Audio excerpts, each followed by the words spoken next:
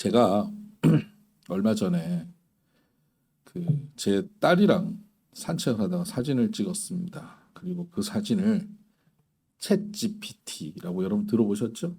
챗 GPT라고 하는 프로그램에 올렸습니다. 그리고는 챗 GPT에게 명령을 했습니다. 이 사진을 보고 아름다운 시를 한 편 지어봐라. 윤동주 스타일로.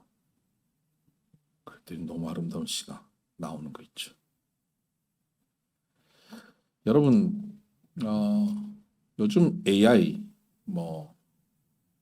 여러 가지 이야기들이 나오고 개발되는 소식들을 듣습니다. 아주 먼 이야기처럼 들었지만 챗 GPT가 우리에게 다가오고 또 바드라고 하는 것도 개발되고 했는데 이런 것들이 개발되면서 AI가 바로 우리 옆에 왔구나 하는 것을 우리가 알 수 있습니다.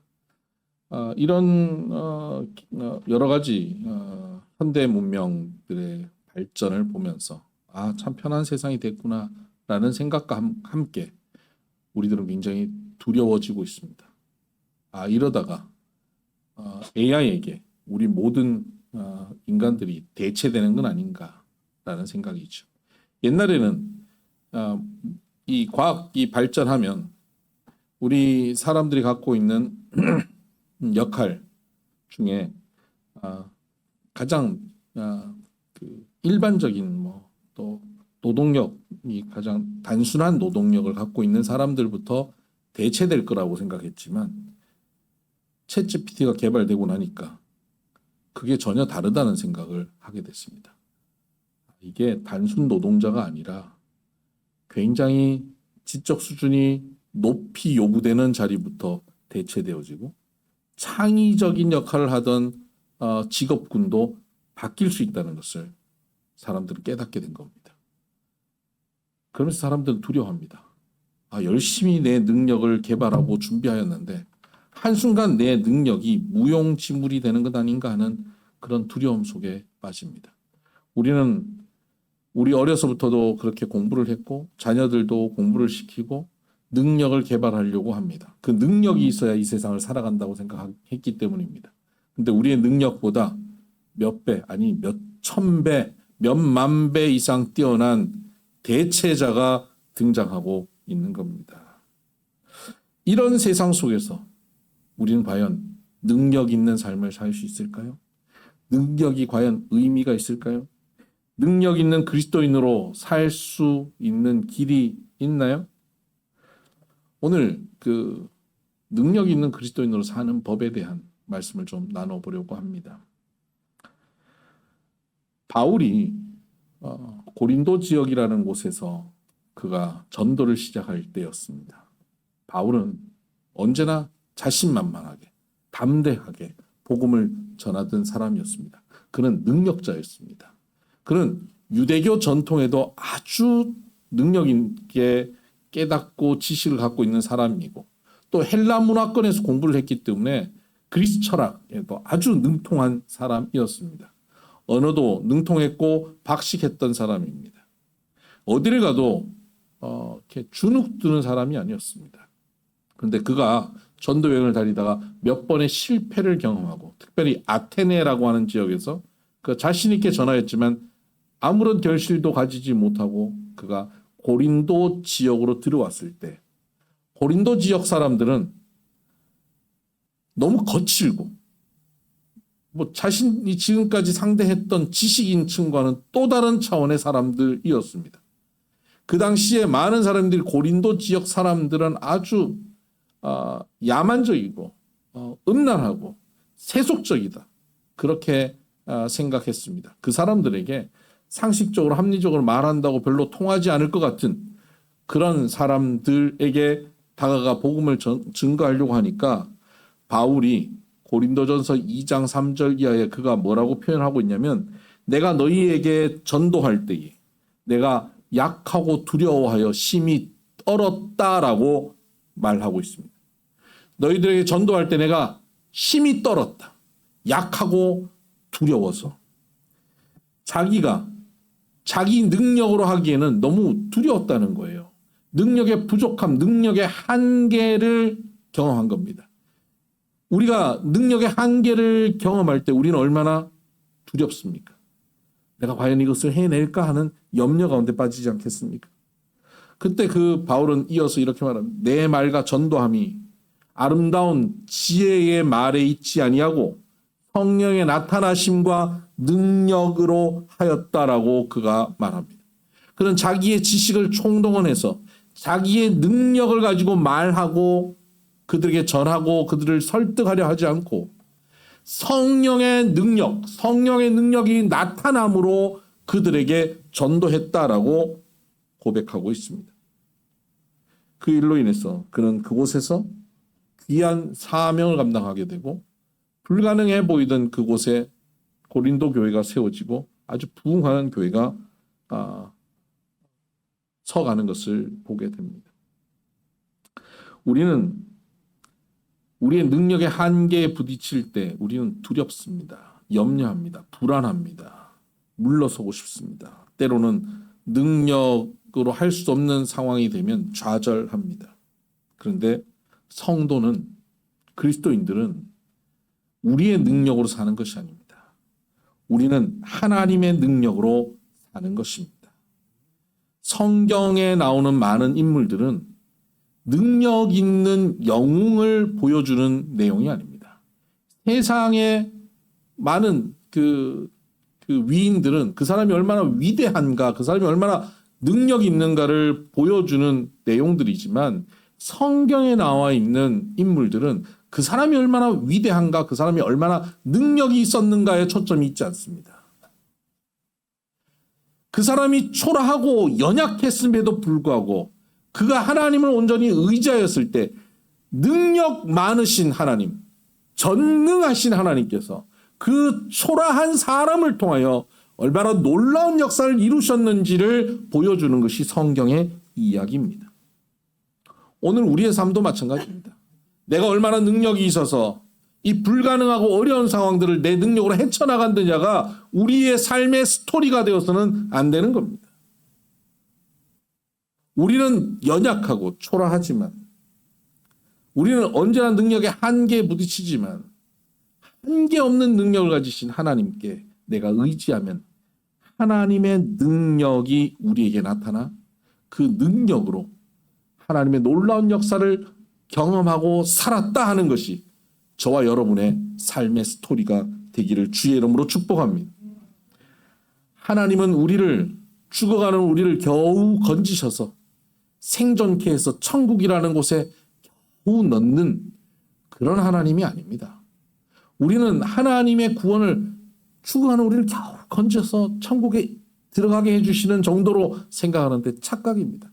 하나님은 그런 초라한 우리들을 건지셔서 그런 우리들에게 하나님의 위대한 능력을 공급하시고 그 능력으로 우리를 통하여 하나님 자신의 일을 우리를 통하여 행하게 하시는 그 하나님의 위대하신 일을 우리를 통해서 이루시는 분이 하나님이십니다. 그래서 우리는 이 땅을 내 능력으로 사는 것이 아니라 하나님의 능력으로 살아내는 사람들입니다. 그것을 바로 그리스도인이라고 말하는 겁니다. 그럼 어떻게 우리는 능력 있는 그리스도인으로 이 땅을 살아갈 것인가 하는 것이죠. 능력 있는 그리스도인으로 살기 위해서 우리는 첫 번째 하나님께서 우리에게 능력을 주신다는 사실을 믿고 그 능력을 받아야 합니다. 오늘 우리가 봤던 그 사도행전 1장 8절에 보면 오직 성령이 너에게 임하시면 너희가 권능을 받고라고 말씀하고 계십니다. 예수님께서 승천하시기 직전에 제자들에게 하신 말씀입니다. 너희들에게 성령이 임하시면 너희가 권능을 받는다. 여러분, 우리는 다 성령을 받은 사람들입니다. 맞습니까? 성령을 받은 사람. 성령 받은 사람들은 당연히 이어서 받는 게 뭡니까? 성령의 권능이라고 하는 것을 받습니다. 여기서 권능이라고 하는 단어는요, 두나미스라고 하는 헬라어입니다. 이 두나미스라고 하는 이 헬라어에서 다이너마이트가 나오게 되는 겁니다. 폭발하는 능력입니다. 아주 작아 보이지만 내관이 건드려지면 폭발하는 능력입니다. 바위도 날려버리고 산도 날려버리는 능력, 그것이 두나미스입니다. 우리는 매우 작고 연약해 보이지만 성령의 능력 두나미스가 임하면 불가능한 일을 가능케 하는 사람들이 된다는 것입니다. 이것이 하나님께서 우리에게 주신 권능입니다. 베드로와 제자들을 보면 예수님께서 십자가에 못 박히실 때 다 도망갔습니다. 어떤 제자는 그가 덮고 있던 이불을 벗어 던지고 벌거벗은 채로 뛰어갔다 그랬습니다. 베드로는 예수님 그 핍박받는 자리 근처까지 갔다가 너 예수님의 제자 맞지 않냐고 지적하는 종들의 이야기에 부인하고 심지어 저주까지 하고 거짓말하고 도망쳤습니다. 그렇게 비겁한 사람들, 그것이 제자들이었습니다. 그런데 그렇게 예수님이 죽으시고 사흘 만에 부활하신 후에 그리고 40일이 지났습니다. 그리고 승천하셨습니다. 그리고 열흘 후 그러니까 총 십자가에 못 박히시고 대략 52일 정도 지납니다. 열흘 후에 성령이 그들 가운데 임합니다. 그리고 그들이 권능을 받습니다. 그리고 나서 베드로와 제자들이 어떻게 하냐면 숨어있던 그들이 뛰쳐나갑니다. 그리고 선포합니다. 예수님에 대해서 선포합니다. 그 말을 듣던 많은 사람들이 그 말을 듣고 회개합니다. 당일에만 3,000명이 회개하고 주께로 돌아왔습니다. 그리고 이런 일이 예루살렘 성에서 벌어지자 예수님을 죽였던 대제사장 그룹에서 긴장합니다. 그래서 베드로와 요한을 잡아들입니다. 잡혀갔습니다. 그리고 그 대제사장이 명합니다. 너 다시는 네가 믿는 그 예수 이름으로 말하고 다니지 마라. 그때 베드로가 뭐라 그러는지 아십니까? 2달 전 베드로였으면 예, 저는 예수를 잘 모릅니다. 이러고 나와야 될 비겁한 베드로였는데 2달 후 베드로는 어땠냐면요. 당신들 한번 생각해봐라. 하나님 앞에서 당신들 말 듣는 것이 옳은 것인지 하나님 말씀 듣는 게 옳은 것인지 한번 생각해보라.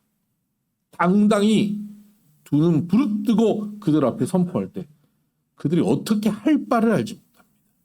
그리고 내보낼 수밖에 없었습니다.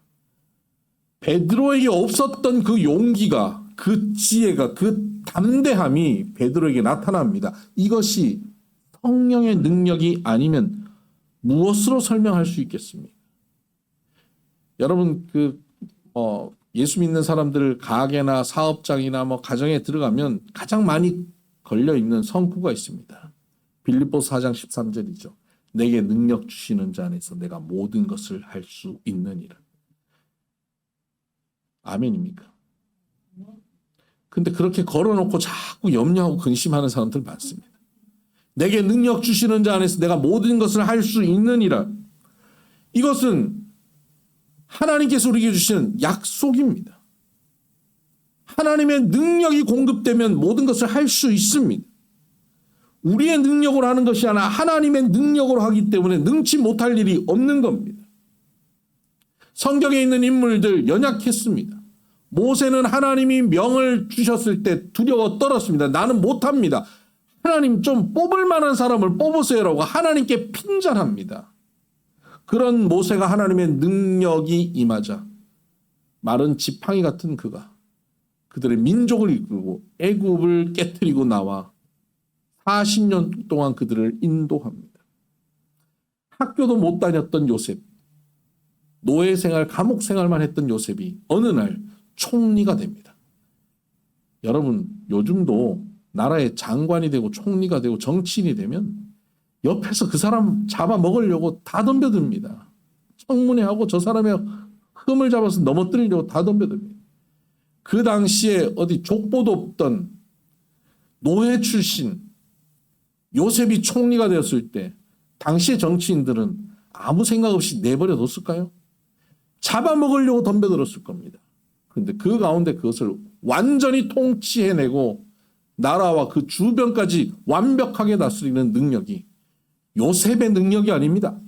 요셉을 부르시고 그에게 부으시는 하나님의 능력, 하나님의 지혜로 그가 총리의 역할을 감당할 수 있었던 겁니다. 양치던 목동에 불과한 다윗이 왕이 되는 것이 문제가 아니라 왕이 되어 그 나라를 가장 위대하게 이끌었다는 것이 핵심입니다. 무엇으로 그럴 수 있었습니까? 하나님이 주시는 지혜, 하나님이 주시는 능력이 그에게 있었기 때문입니다. 여러분, 내게 능력 주시는 자 안에서는 내가 모든 것을 할 수 있습니다. 우리의 능력의 한계, 내 능력이 부족해서 여러분 불안하십니까? 성령의 능력을 구하시길 바랍니다. 하늘의 능력이 임합니다. 하늘의 능력이 임하면 우리는 능치 못할 일이 없습니다. 이 시간 치유의 능력이 임하셔서 불가능한 병이 치유되어지기를 바랍니다. 여러분, 이 시간 회복의 능력이 임하셔서 여러분의 삶의 자리, 사업의 자리에 불가능한 일이 해결되어지는 역사가 있게 되기를 주의 이름으로 축복합니다. 기적이라고 하는 그 일들이 성령의 능력을 통하여 우리의 삶 가운데 나타나게 되어 있습니다. 이것이 그리스도인들의 삶이라는 사실을 믿으시기를 주의 이름으로 축복합니다. 이 사실을 믿는 자가 성령의 능력으로 살아가는 사람이 되는 겁니다. 두 번째, 성령의 능력으로 사는 사람, 그리스도인으로 사는 길은 이 능력을 사명을 위하여 사용할 때 가능하다는 겁니다. 하나님께서 우리에게 능력을 주시는 이유는 분명합니다. 그것은 사도행전 1장 8절을 보니까 오직 성령이 너희에게 임하시면 너희가 권능을 받고 예루살렘과 온 유대와 사마리아와 땅끝까지 이르러 내 증인이 되리라 하시니라. 성령을 통하여 권능을 주신 이유가 뭡니까? 땅끝까지 이르러 내 증인 되라고 권능을 주셨습니다. 너희 유명해지라고, 너희 부자 되라고, 너희 권력자 되라고 권능을 주신 게 아니라 복음을 증거하는 사명을 감당하라고 권능을 주셨습니다. 여러분, 어떤 회사에서 어떤 사람을 임원으로 세웠습니다. 그리고 그 임원에게 연봉을 높이 책정해서 줍니다. 그리고 전화기도 지급하고 컴퓨터도 지급하고 차량도 지급하고 기사도 붙여주고 주택도 지급하고 해외 출장 시 비즈니스석으로 다 끊어주고. 부럽죠? 여러분에게도 이런 은혜가 있기를 바랍니다. 그렇게 마음껏 일할 수 있도록 다 배려해 주는 것, 공급해 주는 것, 이유가 뭡니까? 너 편하게 살아라. 그것 때문에 이 모든 것을 공급해 줄까요? 아니요. 그 공급을 통해 우리 회사를 위해 열심히 일하라고 공급하는 것입니다. 하나님께서 우리에게 능력을 주시는 이유가 뭡니까? 너 편하게 살아라가 아닙니다. 능력을 주셔서 하나님 나라 위하여 사용하라고 주신 겁니다. 그런데 세상의 모든 신앙인들은 어떻게 신앙생활을 하려고 하냐면요, 내 삶을 위해서 어떤 신에게 간절하게 진실하게 빌어요. 빌고 또 빕니다. 지성이면 감천이라고 빌고 또 빕니다. 그래서 어떤 신, 내가 알지도 못하는 어떤 신에게, 나무면 나무, 돌이면 돌, 하늘이면 하늘, 열심히 빌어서 그 신적인 능력을 받아서 그 능력을 어디 사용하죠?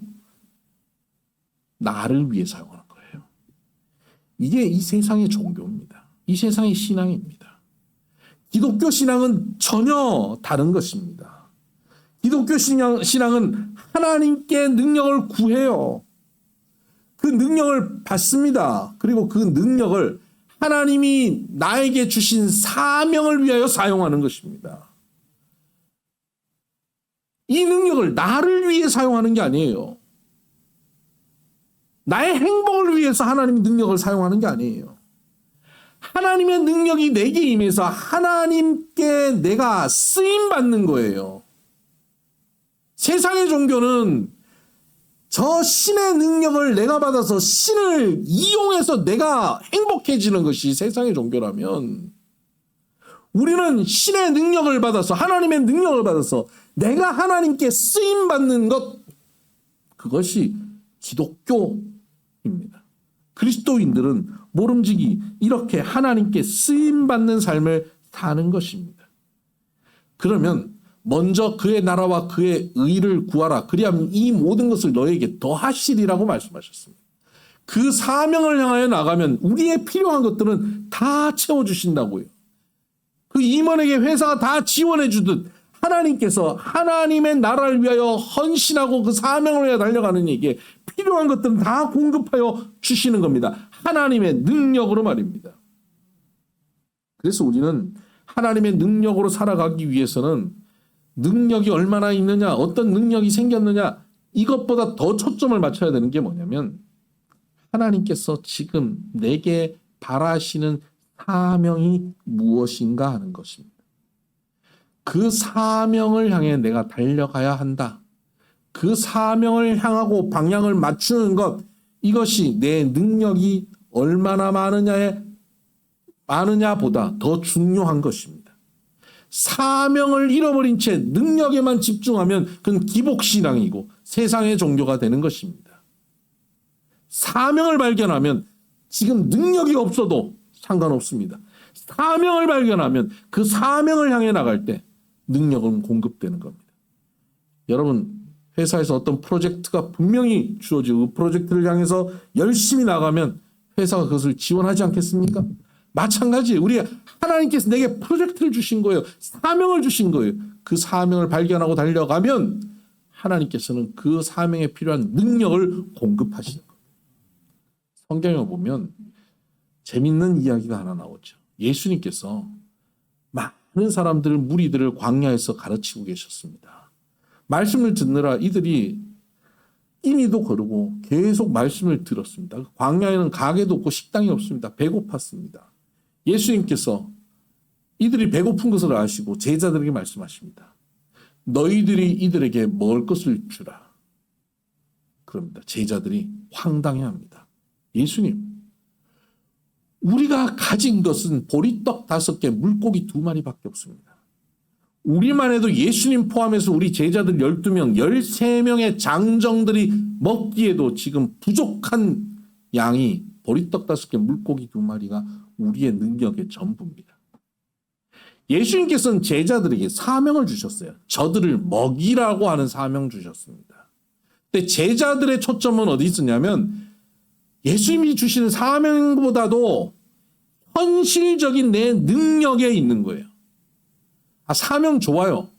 그 먹이면 좋죠. 그런데 지금 내 능력은 보리떡 5개, 물고기 2마리밖에 없어요. 근데 뭘 하라고 하는 겁니까?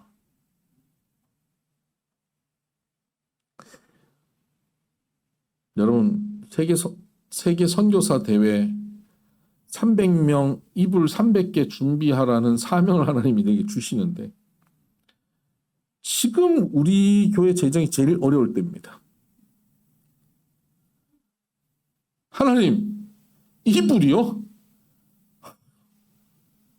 지금 재정이 많이 아닙니다. 무슨 이불입니까? 이렇게 할 때 우리는 아무것도 할 수 없습니다. 재정과 상관없이 하나님 내게 사명을 주셨으면 사명을 향해 눈을 돌리는 겁니다. 아멘. 너희가 주라. 예, 저희가 주겠습니다. 그러면 예수님께서 뭐라 그런지 아세요? 저 사람들을 줄 수 있도록 줄 세워라는 거예요. 50명, 100명씩 조를 나눠서 앉히라는 거예요.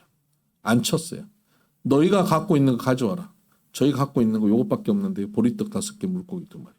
예수님의 손을 받아서 하나님께 축사하니까 나눠주라 그랬더니 그 손을 나눠주는데 5,000명이 먹고 12광주리가 남았어요. 이것이 사명을 집중하는 사람들에게 나타나는 능력입니다. 여러분, 오늘 우리의 능력이 얼마가 있느냐? 보리떡 5개냐? 50개냐? 500개냐? 이게 중요한 게 아니에요. 주님께서 내게 명령하셨냐? 주님이 원하시는 일이냐? 이것이 하나님 나라를 위한 일이냐? 여기에 초점이 있는 거예요. 그 일에 참여하기 시작하면 하나님께서 부어주시는 겁니다. 제자들이 그 일에 참여 안 했으면 어떻게 됐을까요? 다 돌려보내고 찝찝하게 빠이빠이하고 See you later 그리고 찝찝하게 보내고 난 다음 13명 앉아서 보리떡 5개, 물고기 2마리 놓고 서로 눈치 받지 않겠습니까? 근데 사명에 참여하니까 어떤 일이 벌어졌습니까?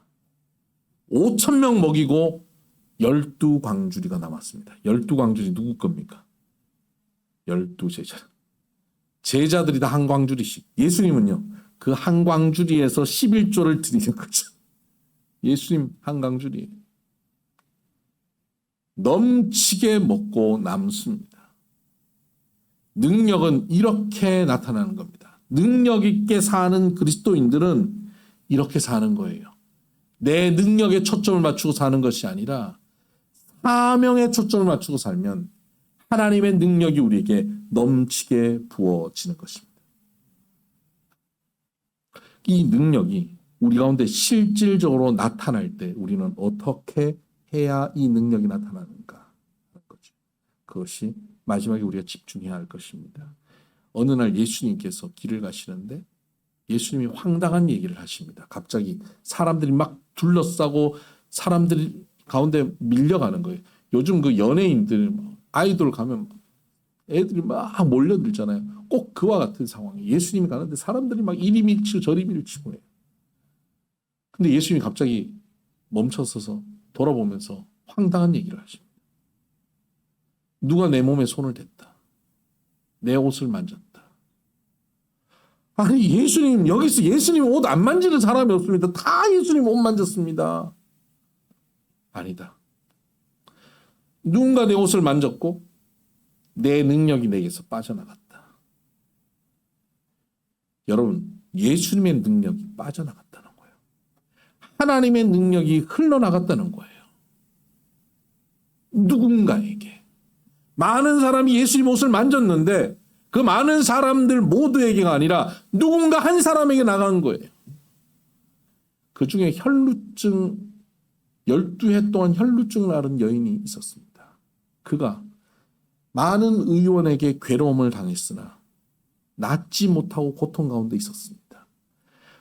그의 유일한 소망, 그의 유일한 구원의 길은 예수님밖에 없다고 확신한 겁니다. 힘을 다해서 그 무리 사이를 비집고 갑니다. 예수님이라고 부를 힘도 없습니다. 그 무리들의 시끄러운 상황 속에 예수님을 주목시킬 능력이 없습니다. 그래서 그가 할 수 있었던 유일한 것, 마지막 힘을 다해서 예수님 옷자락을 붙잡는 거예요. 만진 겁니다. 이 옷자락만 붙잡아도 내가 나을 것이란 믿음으로 만졌습니다. 그때 병의 근원이 마르고 그가 회복된 것을 느낍니다. 그저 예수님께서 돌아서서 말씀하신 거예요. 내 능력이 나에게서부터 빠져나갔다. 누가 내 옷을 만졌느냐. 여러분 많은 이들이 예수님 옷을 만졌는데 왜 그 여인에게 능력이 나타났을까요? 많은 사람들은 예수님께 가면 병도 낫고 기적도 나타나고 능력도 나타난다. 그럼 나도 한번 가볼까? 나도 한번 만져볼까? 어떻게 하면 되는데 하고 예수님께 가서 만져보기도 하고 예수님 부르기도 하고 예수님께 기도도 받아보기도 합니다. 그 사람에게 있어서 예수님은 여러 초이스 중에 하나입니다. 여러 가능성 중에 하나예요. 회복 안 되면 말고예요. 근데 이 혈루증 앓은 여인에게 예수님은 오직 한 길입니다. 예수님 밖에 길이 없다. 그는 믿은 것입니다. 그래서 그는 간절하게 예수님께 나간 겁니다. 하나님의 능력을 우리가 가져오는 길은 오직 이 길밖에 없다. 오직 하나님밖에 없다라고 하는 간절함으로 하나님 앞에 나아갈 때 그 능력이 내게 나타나는 줄 믿으시길 바랍니다. 많은 사람들이 교회에 나오죠. 많은 사람들이 하나님께 능력을 구합니다. 하나님의 도움을 구합니다. 그 능력이 나타나는 사람 누굽니까? 하나님 외에는 길이 없습니다. 하나님 밖에 길이 없습니다. 하나님 없이는 나는 한순간도 살 수 없습니다. 내가 다른 어떤 것을 의지하지 않습니다. 오직 하나님만 의지하겠습니다. 라고 하나님께 집중하는 사람이 하나님의 능력을 받는 사람들이 될 것입니다. 그래서 여러분 우리는 하나님 앞에 집중하고 간절하게 기도하며 나가야 됩니다. 능력을 받을 때 말입니다. 성령의 충만함은 두 가지로 나타나는데 플레테스와 플레레스라는 단어로 나타납니다. 플레레스라고 하는 충만함은 점진적이고 과정적이고 인격적으로 나타납니다. 오랫동안 서서히 충만해지는 것이죠. 근데 플레테스라고 하는 충만함은 일시적으로 능력적으로 임합니다. 그래서 우리가 전혀 교회를 잘 다니지도 않고 잘 몰랐어요. 그러나 오늘 이 말씀을 듣고 내게는 그 능력이 필요합니다.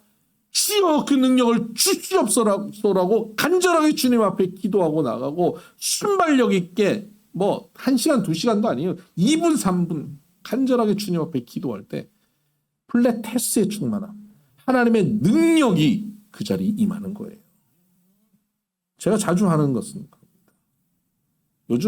요즘 같은 사회에서 뭐 큰 소리로 기도하고 막 간절하게 부르짖는 제일 좋은 자리가 어딘지 아십니까? 자동차예요.